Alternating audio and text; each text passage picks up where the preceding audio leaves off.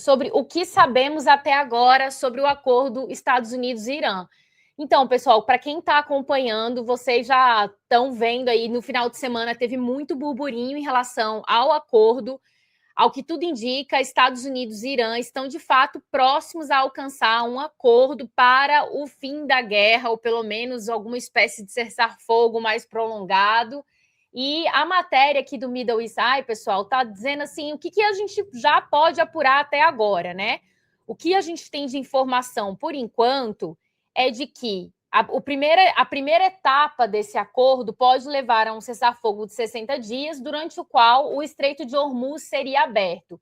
A princípio, não haveria cobrança de nenhuma taxa, nenhuma assim, uma tarifa, vamos dizer assim, por parte do Irã. Seria liberado esse fluxo dos navios, né? Que a gente sabe que isso está prejudicando o comércio internacional. A gente falou sobre isso aqui, que as previsões dos analistas é de que, se a situação permanecer como está, gente, mais ou menos ali até em julho, agosto, há o risco de uma grande, assim, vamos dizer, uma pane mundial, certo? O preço dos combustíveis no mundo explodindo, alcançando níveis muito maiores do que a gente tem hoje.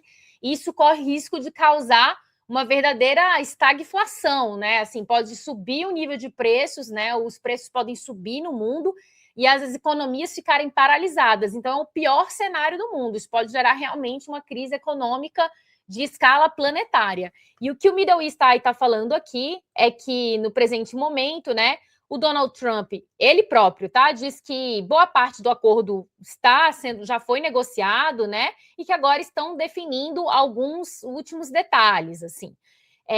Aí aqui a matéria dá destaque que o preço do petróleo já tinha caído 6%, né, já tinha alcançado ali os $97 o barril, e que isso estava trazendo bons sinais. Mas, por agora, porque a gente sabe que notícia no mundo a gente tem que acompanhar segundo a segundo, certo? O Trump parecia já ter dado uma leve recuada, dizendo que as coisas vão demorar um pouquinho mais, que não é bem assim, porque a repercussão no final de semana da assinatura desse acordo, gente, estava levando à conclusão de que o Irã estava ganhando tudo. Assim, o Irã estava levando mesmo uma vantagem enorme sobre os Estados Unidos e ia consolidar a vitória do Irã nessa guerra.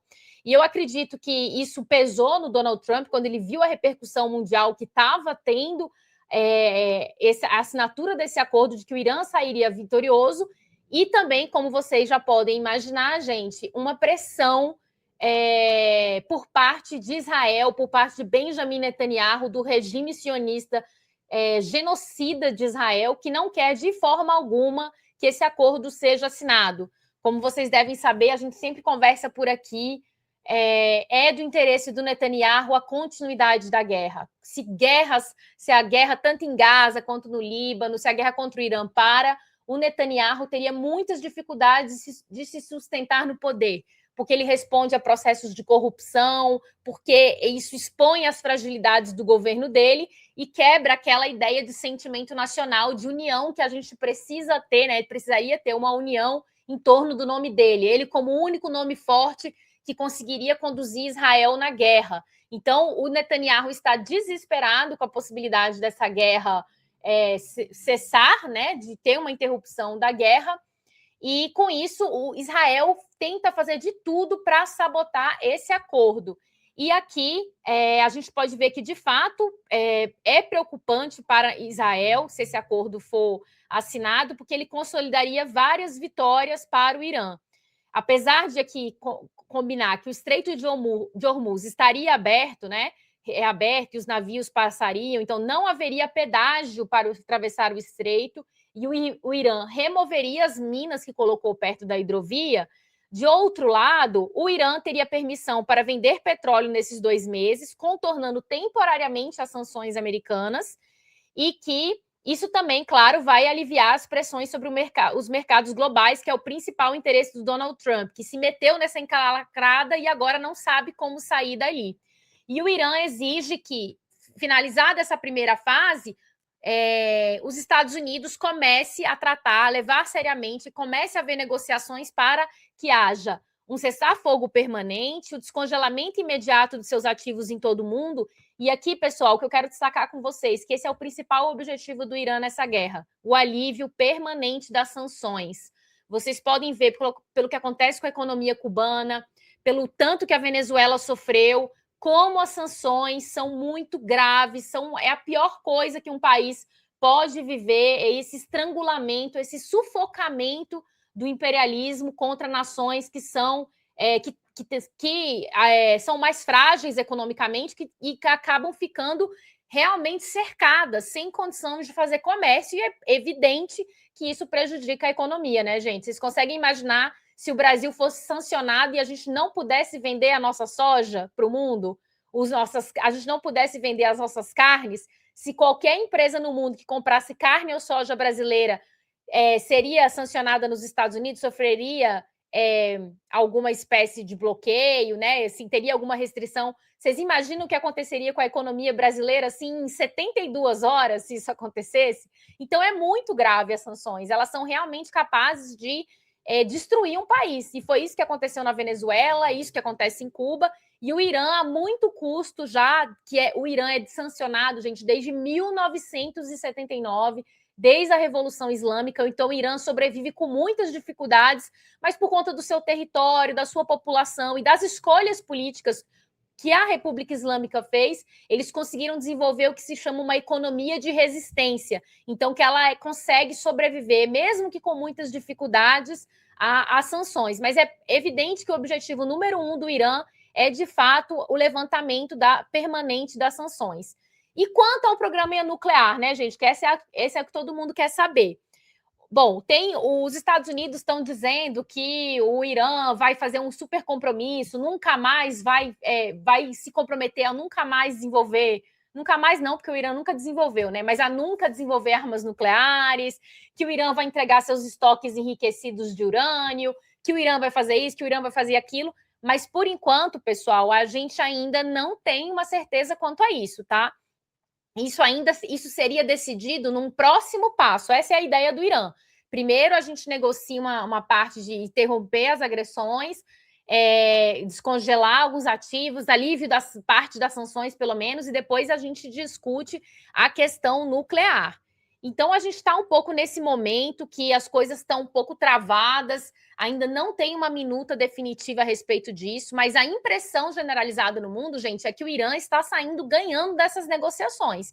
E é por isso que a gente tem que ficar bastante atento, acompanhando os próximos passos, porque essa impressão de que o Irã está saindo por cima da carne seca está levando o Donald Trump a pisar um pouquinho no freio e tentar encontrar algum acordo que não pareça uma grande derrota. Porque hoje a situação dos Estados Unidos eles perderam militarmente e o Irã não está disposto a ceder aquilo que os Estados Unidos não ganhou no campo de batalha, né? O Irã falou de jeito bem claro: olha, vocês não vão levar num acordo o que vocês não conseguiriam, o que vocês não ganharam no campo de batalha.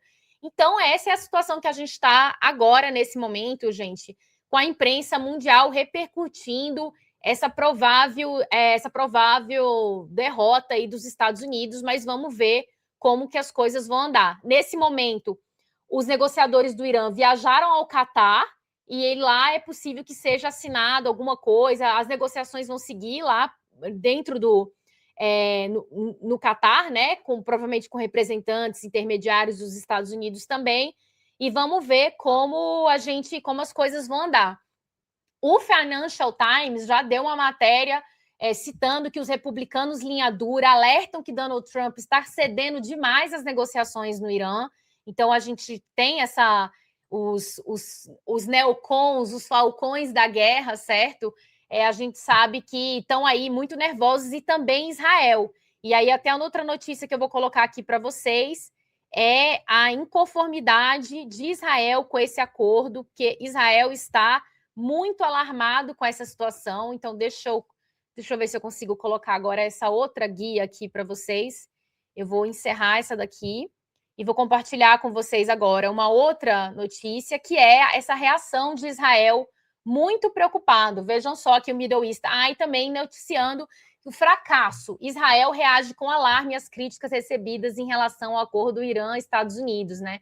Então, os analistas israelenses e políticos, linha dura, afirmam que o acordo proposto está muito aquém dos objetivos de guerra e sinalizam o enfraquecimento da influência israelense em Washington. Então, Estados Unidos, os republicanos mais conservadores, aqueles dos falcões da guerra, estão muito preocupados, assim como os israelenses, que com certeza vão fazer de tudo para sabotar esse acordo. Bom, pessoal, então já que a gente já fez o nosso primeiro giro aqui, vamos só dar uma passada nas mensagens. O Fernandes aqui mandou um superchat, que eu já vi, já passou aí na tela, né? Falando, Suzana, peço licença para indicar ao pessoal o filme Soy Cuba, de Kalatozov. Um filme forte, mas com olhar artístico muito refinado. Legal, Fernandes, obrigada. Eu não conheço esse filme, confesso que eu não assisti, mas fica a dica aí para quem quiser, né, acompanhar. Parece interessante, não conheço, gente. Bom, então, agora que a gente já passou por essa notícia, a próxima que eu quero compartilhar com vocês